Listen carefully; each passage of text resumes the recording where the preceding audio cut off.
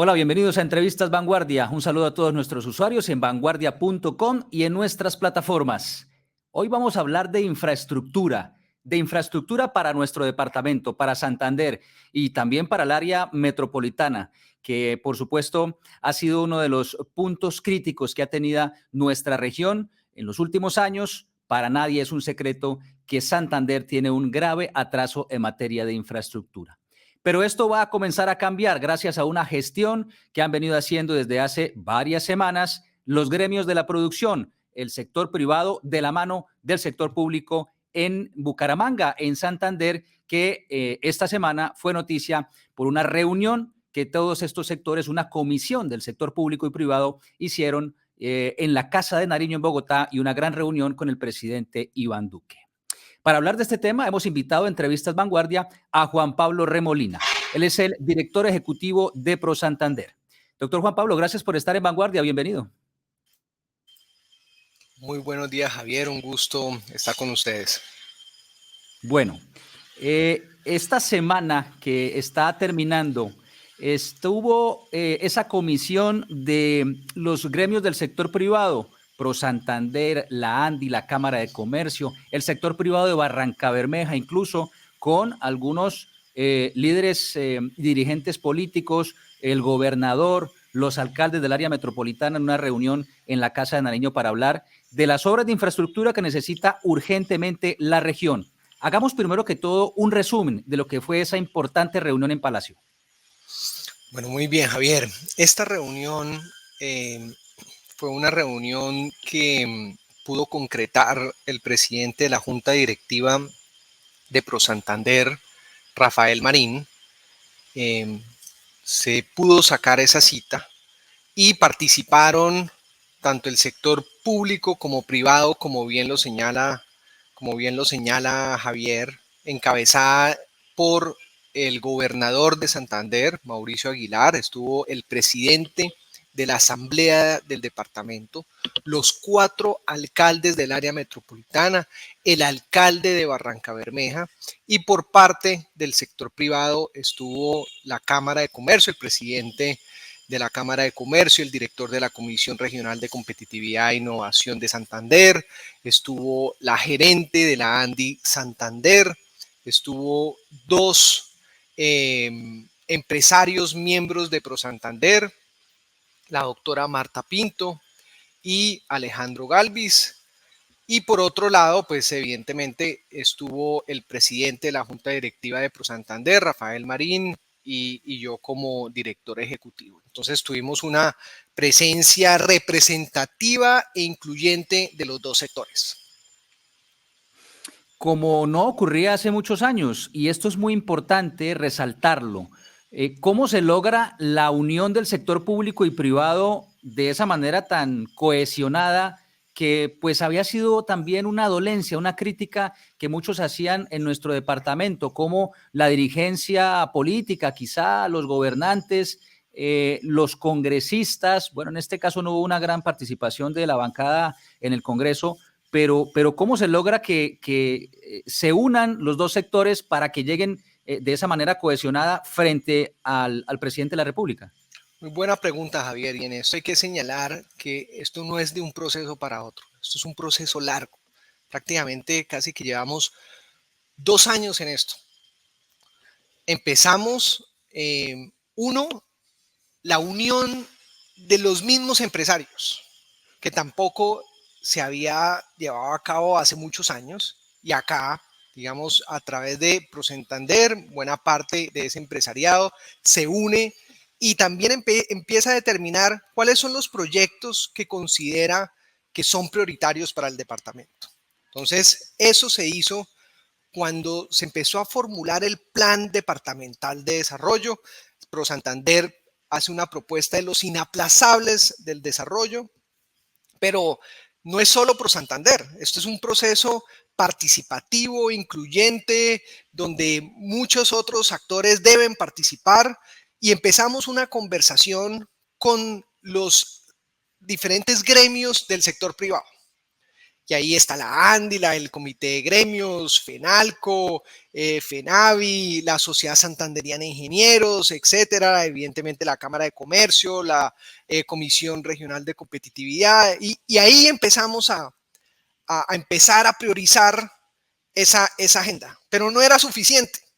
Se requería evidentemente la participación del sector público. Y el primer paso fue con la asamblea del departamento. También empezaron a incluir y a determinar si esa priorización de proyectos era la adecuada. Luego empezamos una conversación con el señor gobernador y luego se abrió un espacio que se llama la Alianza por Santander, donde se incluye a la bancada parlamentaria, a los diferentes alcaldes, y se han dado una serie de reuniones, de plenarias, pero también esas plenarias tienen unos comités ejecutivos que nos reunimos semanalmente, precisamente a hacerle ese seguimiento. Y de todas esas inversiones pasamos de cerca de 40 proyectos a luego 24 y luego 11 proyectos que poder decir, estos son proyectos estratégicos y prioritarios para el departamento. Siempre el problema, Javier, en los temas de fragmentación es que cada uno tiene una agenda diferente y cada uno, si el presidente viene, le habla de temas diferentes y en últimas se va sin una agenda concreta. Entonces, la magia de esto está en poder priorizar y que todos tengamos el mismo discurso. Y aquí logramos presentarle al señor presidente, teniendo en cuenta que está pues a puertas de cerrar su mandato. Bueno, ¿qué cosas podrían hacerse para poder darle cierre en estos meses que quedan? Y yo creo que el presidente fue bastante generoso con Santander en la forma como nos atendió con miembros de su gabinete prácticamente del más alto nivel, 2 ministros, la ministra de Transporte, el ministro de Minas y Energía, estaba el director de la ANI, perdón, el director del INVIAS, 2 presidentes de la ANI, 2 vicepresidentes de Ecopetrol, estaba el viceministro de Desarrollo Empresarial, etcétera. Eso todo nos permitió tener una conversación muy fluida y que permitía toma de decisiones en ese lugar. Sí. Hablemos entonces de los proyectos. Usted mencionó que se ha venido trabajando desde ProSantander con diferentes gremios y también con el sector público en los inaplazables. Y hay muchos en Santander. Quizá la lista es demasiado larga, pero ustedes tuvieron que priorizar de esos inaplazables cuáles llevaron a Palacio a presentarles al presidente de la República para ese empujón. Muy bien. Entonces, el primero es el anillo externo metropolitano. El anillo externo metropolitano es una variante nacional que estaba incluido dentro del proyecto BBY, que es Barranca Bermeja, Bucaramanga, Barranca Bermeja, Yondó, que es la ruta del cacao. Y sin duda, si se hace ese proyecto, se logra descongestionar de manera significativa el área metropolitana porque el tráfico pesado pues no tendría que entrar a la ciudad de Bucaramanga, etcétera. Entonces, esa es una gran oportunidad. Se le presentó, el señor gobernador ha adelantado los estudios y diseños, ya hay unos avances muy significativos en este proyecto. Y se le presentó el proyecto. Estamos hablando que en doble calzada son 650.000 millones de pesos lo que vale este proyecto. Sí. Infortunadamente, pues el gobierno nacional pues ya está a puertas de entregar su mandato y el presidente de manera muy sincera nos dijo que no tenía espacio fiscal, pero sí se comprometió a darle todo un acompañamiento y le ofreció la estructuración financiera del proyecto. Y señaló diversas otras fuentes de financiación que se pueden obtener para financiar este proyecto, que sin duda es absolutamente pertinente y estratégico para la región. Sí, Ahí señaló, por ejemplo, las regalías, Javier, dijo, sí. oiga, si ustedes están contemplando otras fuentes, nosotros podemos acompañarlos, por ejemplo, para la asignación de regalías para este proyecto. Bueno, el anillo vial metropolitano estaba en el primer lugar de la lista, pero hagamos digamos que un repaso rápido, no tan detallado para que no nos alarguemos tanto, sobre Perfecto. qué otros proyectos llevaron priorizados a presentar al presidente para buscar ese respaldo del gobierno nacional. Bueno, en materia de infraestructura de transporte, porque hay unos temas que no son de infraestructura, estaba el anillo vial externo metropolitano, la vía Yuma, la adición del 20% de la concesión de la ruta del cacao, los retornos del anillo vial y puentes peatonales, Sí.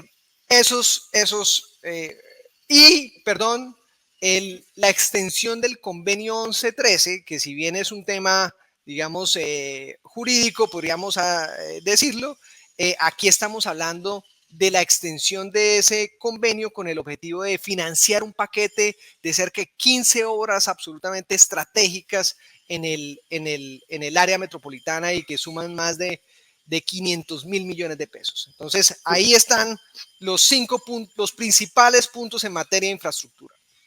Una cosa sobre el convenio 1113, un detalle, y es que para que nuestros usuarios entiendan, esto es un nombre técnico, el convenio 1113 es una unión de esfuerzos del gobierno nacional y la región para recaudar los recursos de los peajes de Lebrija y Río Negro aquí en Santander para poder desarrollar obras con esos recursos. Esto tiene una historia larga, pero en la actualidad ese convenio está siendo administrado o está siendo ejecutadas las obras a través del IDESAN. En la reunión se determinó, fue noticia, que se va a hacer toda la gestión para que el operador del convenio 1113 ya no sea el IDESAN, la Gobernación de Santander, sino que sea Findeter, pues a raíz de controversias y polémicas que no vienen al caso en esta entrevista, pero que todos hemos conocido también. El punto o la pregunta que quería hacerle sobre el convenio 1113 es el peaje de Río Negro, que en este momento no está recaudando porque está inhabilitado después de las protestas de mitad de año del 2021, las protestas sociales en donde fue destruido o fue vandalizado la caseta del peaje de Río Negro. ¿Qué va a pasar con el peaje? ¿Cómo hacer para reactivarlo? ¿Solo hablaron en la reunión con el presidente? Sí, pero tangencialmente, Javier, esto es una conversación que se lleva a cabo en el marco del comité directivo del 1113 y sin Sí. duda la prioridad es restablecer este peaje. Es lamentable pues que los santanderianos con tantas necesidades y sobre todo en materia de infraestructura, pues eliminemos nuestra fuente de ingreso. Ahí pues son miles de millones, más de 40 millones de pesos que dejamos de percibir los santanderianos precisamente para invertir en esas obras que necesitamos y de los cuales incluso no son los santanderianos los que pagan esos peajes, sino otro tipo de personas, de los camiones que vienen de otras partes del país, que precisamente pasan por ahí y que están haciendo uso de esas vías y que por lo tanto se requiere pues ese pago para el mantenimiento y para hacer mejoras obras. Pero infortunadamente no está eso a disposición y ojalá pues podamos recuperar esta fuente de recursos tan importante para las vías de Santander. Volvamos a la lista. Estábamos Sí. por ahora en los proyectos priorizados que llevaron a la Casa de Nariño a presentar al presidente para el apoyo y nos habló de infraestructura. ¿Qué otros proyectos de tipo social o Sí, incluso veo aquí también de tipo científico llevaron a Palacio? entonces llevamos a Palacio otros proyectos que era el fortalecimiento del Instituto Colombiano del Petróleo, que es la joya en materia de ciencia, tecnología e innovación del ecosistema de innovación, emprendimiento en Santander. Luego un proyecto de ley que cursa en el Congreso que es determinar Barrancabermeja como zona económica social especial de Barrancabermeja, lo que da una serie de beneficios tributarios a las empresas que se vayan a establecer en Barranca Bermeja, un proyecto de gasificación en 30 municipios de Santander. También invitamos al presidente a la asamblea de Pro Santander. Y otro punto, Javier, que se me pasó y que finalmente quedó incorporado y lo conversamos con el señor presidente, fue la ampliación de los estudios y diseños de la vía Bucaramanga-San Gil Barbosa. Eso está en curso por parte del INVIAS y la solicitud muy puntual fue, ya que se están haciendo los estudios actualmente, poder extender y ampliar para que tengamos más tramos en doble calzada y más tramos en terceros carriles. Bueno, nuestros usuarios que hasta ahora están participando a través de los comentarios en el YouTube, en el Facebook, seguramente se estarán preguntando, los ciudadanos, los santanderianos, muchos se estarán preguntando, doctor Juan Pablo Remolina, de todas estas obras que estamos hablando hoy, que le presentaron al presidente de la República, ¿cuáles tienen una real opción? Bueno, todas la tienen, pero digamos cuáles son las que de verdad comenzarán a hacerse. Bueno, por ejemplo, la vía Yuma, un compromiso de empezar obras este año de uno de los tramos, ¿sí? Y sobre el tramo restante, poder complementar los estudios y diseños para poder determinar el trazado. De los retornos del anillo vial y las puentes peatonales, la próxima semana va a haber un comité para determinar los diseños, es decir, hay algunas alternativas de diseño, poder determinar, ya están esos recursos y poder empezar obras de inmediato, ¿sí? En materia de la ampliación de los estudios y diseños de la vía Bucaramanga-San Gil Barbosa, también nos dijeron que eso ya estaba en curso y que iban a poder ampliar esos estudios. Esos estudios nos permitirían, por ejemplo, y eso vamos a tener que determinarlo con más precisión con el INVIAS, en cuántos kilómetros adicionales en doble calzada, en cuántos kilómetros adicionales y en qué tramos en específico, pero ya, digamos, es una realidad, digamos, ese compromiso de ampliación del alcance de esos estudios y diseños. En materia del proyecto de ley, por ejemplo, ya hubo una determinación del señor presidente de hacerle seguimiento por parte de la presidencia, un acompañamiento a ese proyecto de ley. Entonces, digamos, el presidente se comprometió de acompañar esa iniciativa. Igualmente, por ejemplo, en el Instituto Colombiano de Petróleo hay una reafirmación por parte del gobierno nacional y de Ecopetrol de que el Instituto Colombiano de Petróleo es santanderiano. Va a haber una mayor inversión en el instituto y se proyecta como el instituto de la energía del país, con el proceso de fortalecer la transición energética y la búsqueda de la descarbonización en Colombia. Y por último, el proyecto de gasificación, digamos, se aprobó en esas etapas. Digamos, eso tendrá que darse algunos procesos formales, y el del comité 1113, evidentemente sí tendrá que darse esa conversación en el comité para que se avance en esa materia.